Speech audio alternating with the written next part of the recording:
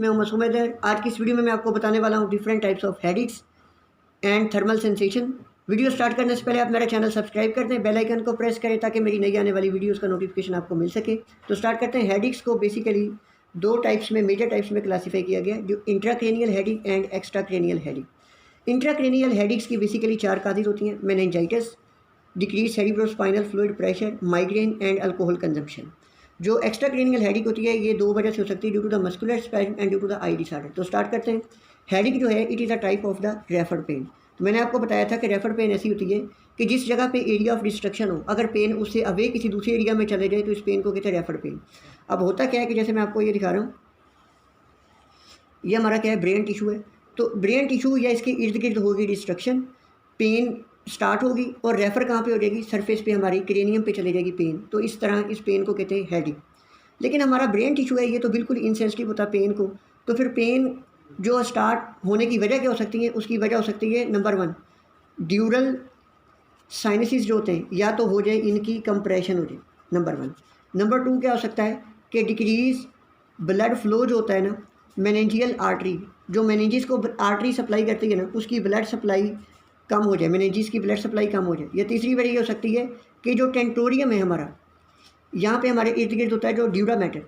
Dura mater का एक fold होता है जो ये क्रेनियल स्ट्रक्चर को दो पार्ट्स में डिवाइड कर देता है। एक होता है टेंटोरियल, एक होता है सब टेंटोरियल पार्ट। इसको कहते हैं टेंटोरियम। जैसे एक चादर एक होती है, इस तरह का ये स्ट्रक्चर होता है।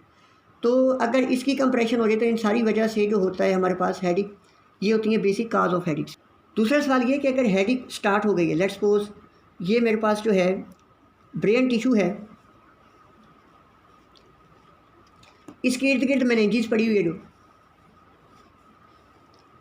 ये मेनिंजिस है, लेट्स सपोज अगर हो गई है इसमें किसी जगह पे डिस्ट्रक्शन, तो पेन जो सरफेस पे है क्या सारे इर्द गिर्द चले जाएगी, ये कहाँ पे जाएगी, ये डिपेंड करता है कि हमारे पास जो होता है ना मेनिंजिस, इसका एक फोल्ड होता है जिसको कहते हैं टेंटोरियम।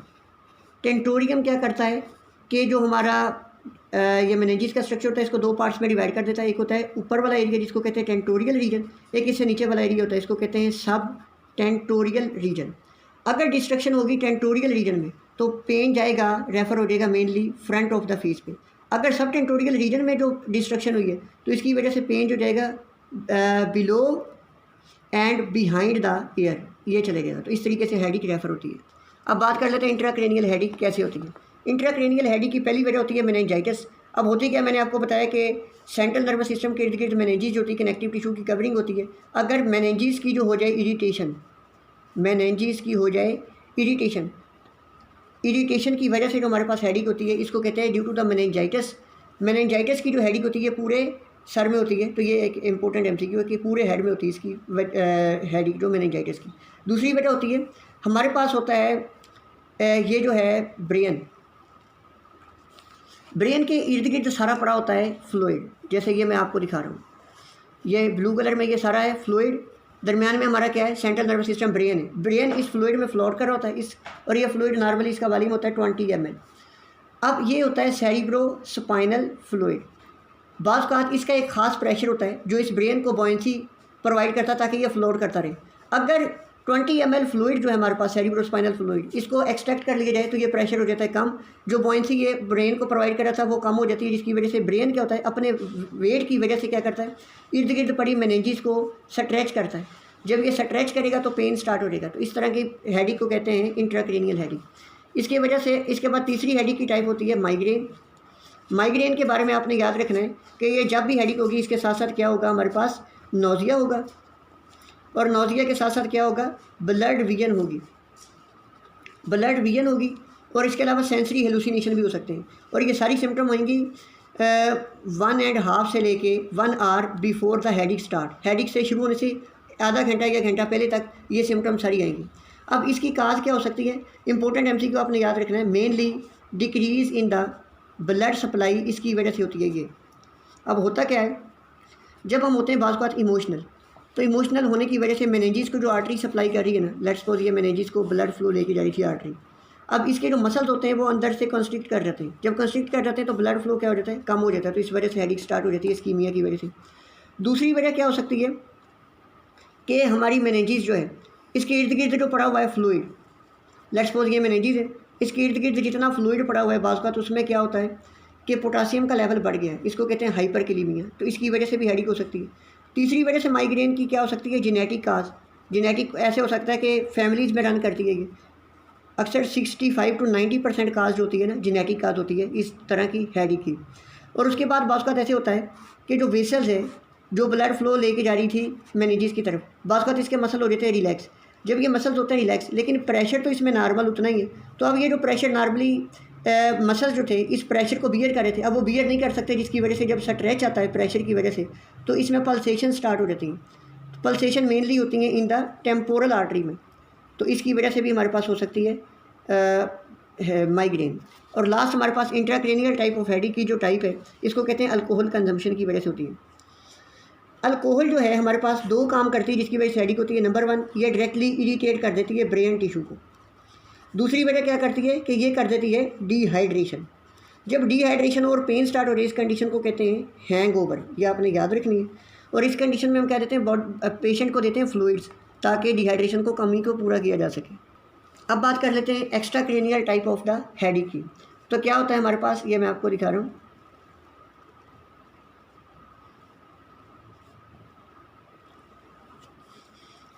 कुछ हमारे मसल्स पड़े होते हैं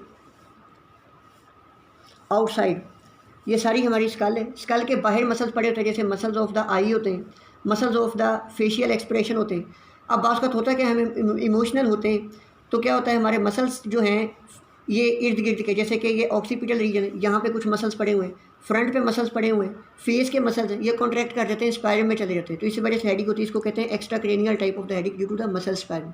दूसरी वजह क्या होती है कि हमारी आई है ना, जो आई बाल, इसके ऊपर छोटे छोटे इसके इर्द गिर्द मसल्स पड़े हुए होते हैं।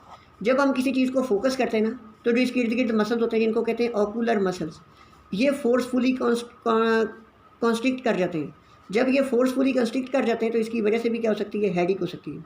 तो ये भी due to the muscle spasm की वजह से हो सकती है। और बाज़ क्या होता है कि जैसे हमारा ये आई बाल है, अब हम सूरज की तरफ देखते हैं, तो क्या होता है कि सनलाइट आती है, रेज़ वो आके जब हमारे रेटिना पे पड़ती हैं, तो जिसकी वजह से क्या हो जाता है, उनकी एब्जॉर्प्शन की वजह से हेडेक स्टार्ट हो जाती है, जो कि 24 से 48 आवर्स तक जो है वो रहती है। उसके अलावा हमारी आई है, जो इसके कंजक्टाइवा की अगर हो जाए इरिटेशन, तो इसकी वजह से भी कंजक्टाइवा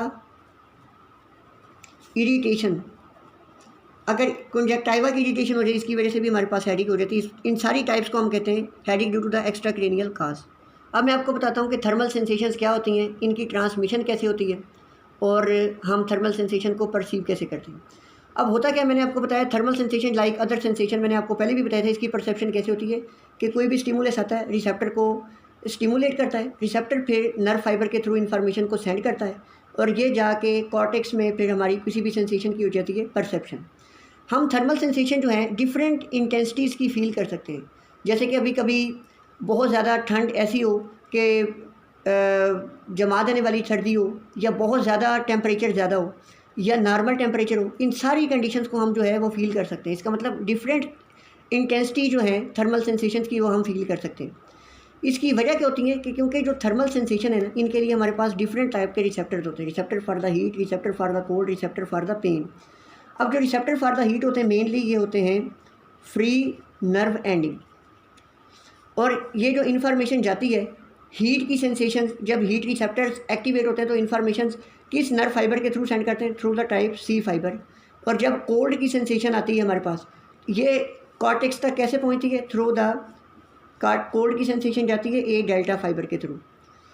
और जो जब हमारे पास होगा ये पेन रिसेप्टर हैं, ये कब एक्टिवेट होंगे, इन दोनों के लिए स्टिमुलस था हीट या कोल्ड।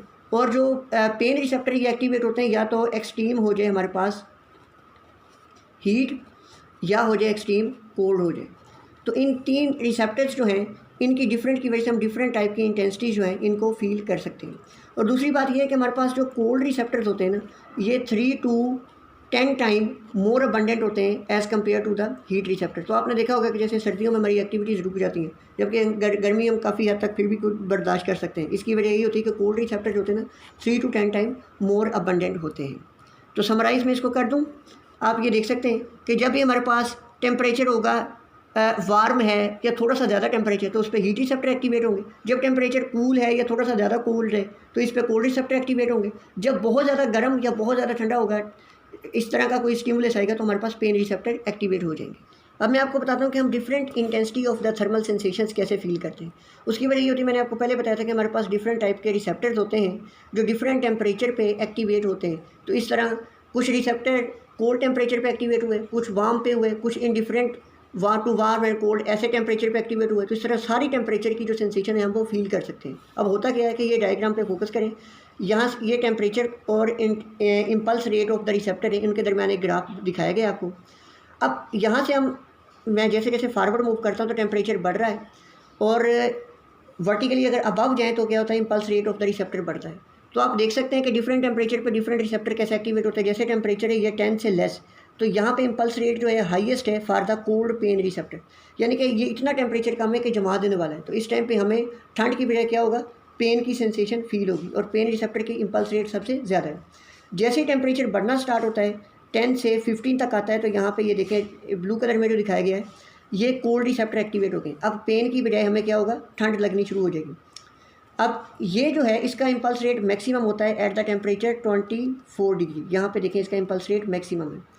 लेकिन 24 के बाद जैसे टेम्परेचर और बढ़ना स्टार्ट होता है तो अब क्या होता है कि जो कोल्ड रिसेप्टर एक्टिवेट हुआ था इसका इम्पल्स रेट कम होना स्टार्ट हो जाता है, और 30 टेम्परेचर जैसे 30 तक पहुँचता है तो वार्म रिसेप्टर जो है इनका रेट ऑफ इम्पल्स ट्रांसमिशन जो है वो बढ़ना स्टार्ट हो जाता है, और 30 से अप्रॉक्सीमेटली ये 40 से अबव जैसे टेम्परेचर जाता है तो ये जो हमारे पास वार्म रिसेप्टर है इसका इम्पल्स रेट बहुत ज़्यादा हो जाता है। लेकिन अब इससे जब ज़्यादा टेम्परेचर जाएगा तो अब हम टेम्परेचर वो लेके जा रहे हैं जो कि वार्मेथ के लिए लेके जा रहे हैं, या इतना टेम्परेचर बढ़ा रहे हैं जो कि बर्निंग हॉट है टेम्परेचर। अब इस तरह के टेम्परेचर पे क्या होता है कि वार्मेथ रिसेप्टर जो है इनका रेट ऑफ इम्पल्स ट्रांसमिशन कम होता जाता है, जबकि हीट पेन रिसेप्टर कि इतने ज़्यादा अब हीट है कि अब हीट नहीं हमें फील होगी बल्कि क्या स्टार्ट हो जाएगा, पेन फील होना स्टार्ट हो जाएगी। अब इनका रेट ऑफ इम्पल्स बढ़ना स्टार्ट हो जाता है और अल्टीमेटली बढ़ता जाता है, और ये स्टार्ट कब होता है, 45 से जब टेम्परेचर बढ़ता है। तो इस तरीके से आप समराइज़ कर सकते हैं कि डिफरेंट टेम्परेचर पे डिफरेंट जो रिसेप्टर एक्टिवेट होते हैं। इंतहाई लो टेम्परेचर पे और 45 से अबव टेम्परेचर इन दोनों पे पेन रिसेप्टर जो है एक्टिवेट होते हैं। तो इसका मतलब क्या है कि जब भी टेम्परेचर बिल्कुल गिर जाएगा या बहुत ज़्यादा हो जाएगा तो हमें क्या फील होगी, पेन फील होगी बजाय कि कोई भी थर्मल सेंसेशन के। तो इसका मतलब इंतहाई लो टेम्परेचर वाली सेंसेशन और हाई टेम्परेचर वाली सेंसेशन को बॉडी अलाइक ट्रीट करता है। तो इस तरीके से रिसेप्टर के डिफरेंट टेम्परेचर पे डिफरेंटली बिहेव करने की वजह से हम different intensity of the thermal sensation को फील करते हैं। तो ये मैंने बेसिक कंसेप्ट आपको बता दिए। अगर कोई क्वेरी हो तो आप मुझे कमेंट सेक्शन में बता सकते हैं। Thank you very much.